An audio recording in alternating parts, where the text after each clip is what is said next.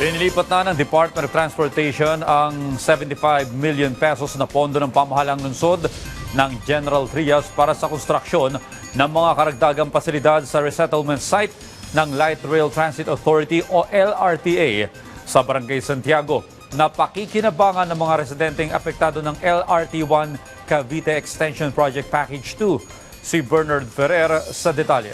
Bernard? Yes, Audrey, pagsunod ito sa direktiba ni Pangulong Ferdinand R. Marcos Jr. na tiyakin ang pagkakaloob ng isang maayos at dissenting pamayanan para sa mga naapektuhan ng Pitigat Project ng pamahalaan.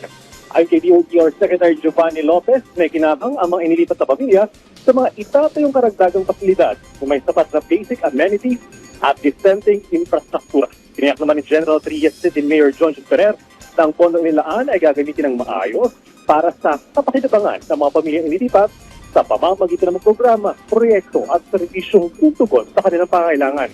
Sa kasalukuyan, 1,374 housing units na mula sa kabuang 1,698 units sa Kalinga Village ang hukado ng mga apektadong informal settlers mula sa Parañaque, Las Piñas at Bacoor, Cavite.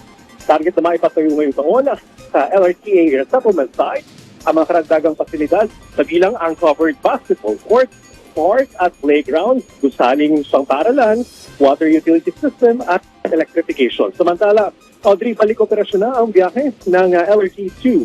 Matapos pa sa patalang maantala dahil sa isang tren na nakaranas ng technical problem sa Araneta Cubao Station. Audrey? Maraming salamat, Bernard Ferrer.